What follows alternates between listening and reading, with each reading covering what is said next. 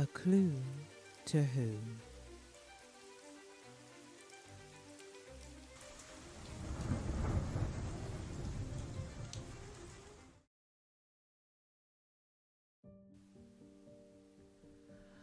When Sarah entered the kitchen, James noticed that one of his family members seemed troubled, even more so than earlier that morning during Robert's scolding. James stood, his heart racing as he took a leap and approached the person he believed to be the thief. "Donovan, do you have anything to say?" However, as he began to voice his suspicions, doubt crept into his mind.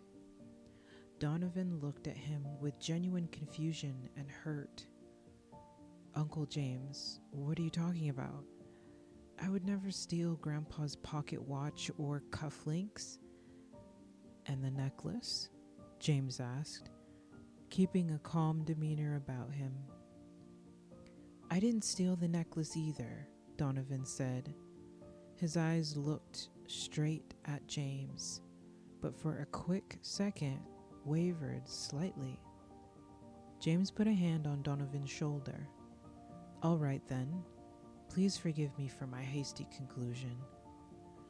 James took a deep breath and really looked at the person before him, seeing the sincerity in Donovan's eyes.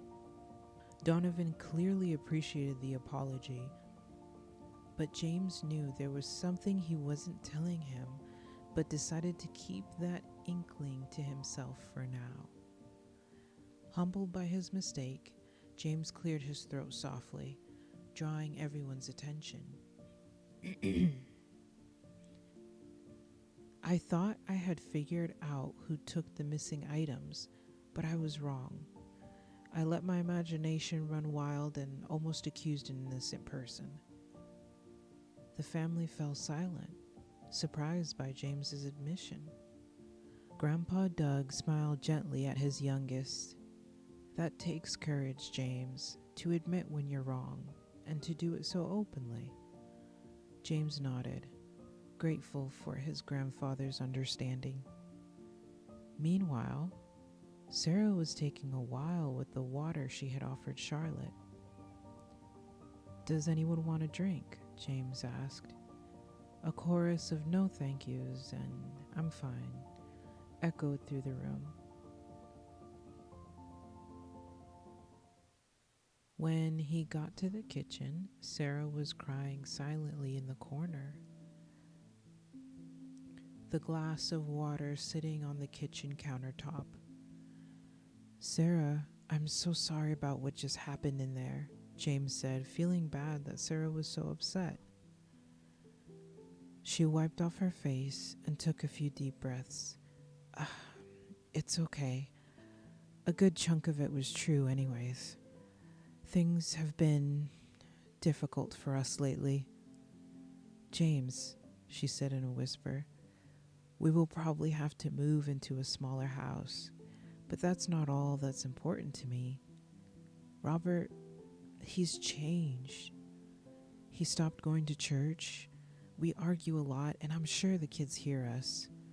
This is not what I want for us. I didn't grow up with much.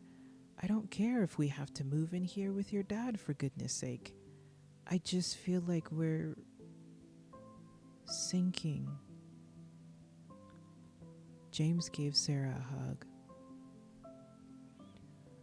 Again, James knew that he didn't have the experience as a husband or a father, but he did know that it was his faith that carried him through many difficult things in his life. Sarah, when you see that the time is right, maybe you should remind my brother of this verse." James knew the verses by heart and recited them. Matthew chapter 7, verses 24 through 27. "Therefore, anyone who hears these words of mine and puts them into practice is like a wise man who built his house on a rock. The rain came down, the streams rose, and the winds blew and beat against that house, yet it did not fall, because it had its foundation on the rock. But everyone who hears these words of mine and does not put them into practice is like a foolish man who built his house on sand. The rain came down, the streams rose, and the winds blew and beat against that house, and it fell with a great crash. And if you ever need any of us to talk some sense into him, James said, you need only to say the word. Sarah's expression lightened. Thank you, James, she said with a warm smile.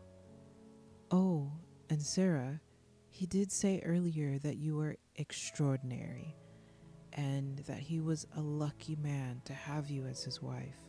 He spoke of his love for the children as well. I believe things do have a good chance of turning around for you.